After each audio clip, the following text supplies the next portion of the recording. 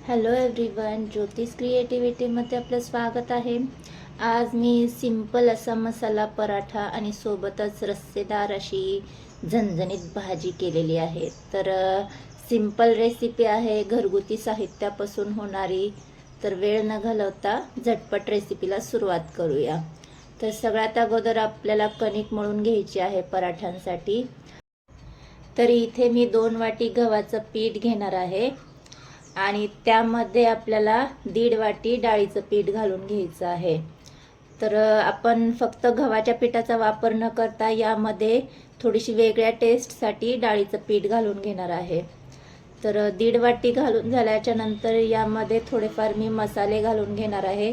म्हणजे जसे की चिली फ्लेक्स घालून घेणार आहे 1 चमचा, चवीनुसार मीठ घालून घ्यायचे. इथे मी ओवा घालून घेणार आहे आणि 1 चमचा जिरे घालून घेणार आहे. ओवा आणि जिरे घालताना आपल्याला ते हातामध्ये थोडेफार असे चोळून घालून घ्यायचे. त्याने छान असा फ्लेवर येतो ओवा आणि जिऱ्याचा पराठ्यांमध्ये. तर मस्त हे सगळं घालून झाल्याच्या नंतर मी इथे काळ्या तिळाचा वापर केलेला आहे. हे ऑप्शनल आहे, तुम्हाला आवडत असतील तर घाला, नाही घातले तरी चालेल, पण छान लागतात ते. तर हे सगळं घालून झाल्याच्या नंतर आपण छान मिक्स करून घ्यायचे आणि थोडंफार यामध्ये तूप घालून घ्यायचे. तूप घालून झाल्याच्या नंतर सुद्धा छान मिक्स करून घ्यायचे. तुपामुळे छान असे क्रिस्पी होणार आहेत पराठे आपले. तर थोडं थोडं पाणी घालून आपल्याला याचं कणिक मळून घ्यायचे.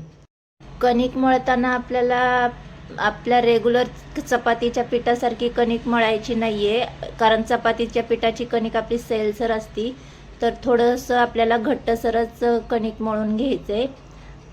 कणिक मळून झाल्याच्या नंतर याला थोडंसं तेलाचा हात लावून पुन्हा एकदा आपल्याला मळून हे रेस्ट करण्यासाठी साईडला ठेवून द्यायचं. तर तुम्ही पाहू शकता थोडंफार घट्टसरच पीठ इथे मी मळून घेतलेलं आहे.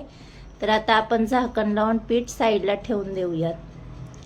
पीठ आपलं रेस्ट होतंय तोपर्यंत आता आपण भाजी करून घेऊयात. तर इथे भाजीसाठी मी साधारण 5 बटाटे उकडून घेतलेले आहेत. तर ते आपल्याला मॅश करून घ्यायचे आहेत. तर सगळे बटाटे इथे मी मॅश करून घेतलेत. आता आपण फोडणी करून घेऊयात. तर कढईमध्ये साधारण 2 चमचे तेल घालून घ्यायचे. तेल गरम झाल्याच्या नंतरच यामध्ये जिरे घालून घ्यायचे आणि 2-3 लवंगा घालून घ्यायचे आणि 1 मीडियम आकाराचा कांदा जो मी बारीक चिरून घेतला आहे तो यामध्ये घालून घ्यायचा आहे आणि 1 तमालपत्र. तर हे सगळं आपल्याला छान तेलामध्ये परतून घ्यायचं आहे मिनिटभर. आता यामध्ये इथे मी आलं लसूण पेस्ट घालून घेतलेली आहे, ती देखील यामध्ये घालून घ्यायची आणि पुन्हा 2 मिनटं परतून घ्यायचे. आणि आता यामध्ये 1 टोमॅटो मी बारीक चिरून घातलेला आहे, तो देखील आपल्याला मिनिटभर परतून घ्यायचा आहे. तर इथे टोमॅटोची प्युरी देखील छान लागते, पण मी चॉप केलेलेच टोमॅटोचा वापर करणार आहे. तर आता यामध्ये आपण आपले मसाले म्हणजे जसे की मीठ, चवीनुसार हळद आणि तिखट घालून घेणार आहे. इथे मी 2 चमचे तिखट घालून घेतले. मस्त अशी झणझणीत भाजी होते 2 चमचे तिखटमुळे. तर तुम्ही तुमच्या आवडीनुसार कमी जास्त करून घेऊ शकता. मस्त हे तेलामध्ये परतून घ्यायचे आपल्याला आणि मिनिटभर परतून झाल्याच्या नंतर आपण जे बटाटे मॅश केले होते ते यामध्ये घालून घ्यायचे. तर या पद्धतीने करून पहा, खूपच छान रस्सेदार बटाट्याची भाजी होते.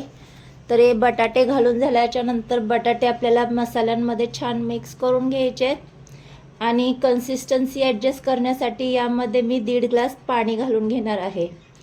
तर अगदी वाटणाची आवश्यकता वाटत नाही या भाजीसाठी. मस्त अशी रस्सेदार बटाट्याची भाजी होणार आहे. तर इथे पाणी घालून झाल्याच्या नंतर आपल्याला ह्याला 5 मिनटं उकळी काढून घ्यायची आहे. ही भाजी पुरीसोबत अप्रतिम लागते, पण मी आज पराठ्यांसोबत करणार आहे. पराठ्यांसोबत देखील खूपच टेस्टी लागते ही भाजी. तर आता साधारण 5 मिनटं उकळी काढून घ्यायची आपल्याला. मस्त अशी आपली भाजी इथे उकळलेली आहे. तर तुम्ही पाहू शकता अगदी वाटणाची काहीच गरज वाटत नाही. मस्त अशी लपलपीत इथे भाजी तयार झालेली आहे. तर आता वरून आपण बारीक चिरलेली भरपूर अशी कोथिंबीर घालून घेऊयात आणि मिक्स करून घ्यायची आणि साईडला ठेवून देणार आहोत. आणि लगेच आपण आपले पराठे करून घेऊयात. तर पीठ देखील छान सेट झालेले आहे. तर हव्या त्या आकाराचे बॉल्स इथे करून घ्यायचे. तर साधारण मी एवढ्या आकाराचे बॉल्स करून घेणार आहे. एवढ्या पिठामध्ये साधारण 4 ते 5 पराठे आरामात होतात. तर मी असेच सगळे बॉल्स करून घेतलेले आहेत. आणि आता आपण लगेच लाटून घेणार आहोत. तर लाटताना आपल्याला कोरडं पीठ लावायचं नाही आहे, तसेच लाटून घ्यायचेत किंवा तेलाचा हात तुम्ही इथे लावून घेऊ शकता. आणि साधारण थिक असे आपल्याला पराठे इथे लाटून घ्यायचेत. तवा देखील गरम झालेला आहे. तर आता आपण हे मीडियम गॅसवर आपले पराठे शेकून घेणार आहोत. थिक असे लाटल्यामुळे ते छान क्रिस्पी होतात. तर मीडियम गॅसवरच आपल्याला पराठे शेकून घ्यायचेत. मीडियम गॅसवर आपल्याला आलटून पलटून आपले पराठे इथे शेकून घ्यायचेत. तर थोडेफार प्रेस करतच शेकून घ्यायचेत. तोपर्यंत लगेच मी दुसरा पराठा देखील लाटून घेणार आहे. आणि आपल्याला इथे तेल किंवा तुपाचा वापर करायचा आहे. तर मी इथे तेलाचा वापर करूनच पराठे शेकून घेणार आहे. मस्त असे खरपूस इथे पराठे आपले शेकून झालेले आहेत. तर आता आपण गरम गरम पराठे सर्व करून घेऊयात. तर सगळे पराठे इथे आपले लाटून झालेले आहेत, तुम्ही पाहू शकता. मस्त आपले खरपूस असे पराठे इथे झालेले आहेत. आता आपण थाली सर्व करायच्या अगोदर बुंदी रायता करून घेणार आहोत. तर त्यासाठी इथे मी 1 वाटी दही घेतलेलं आहे.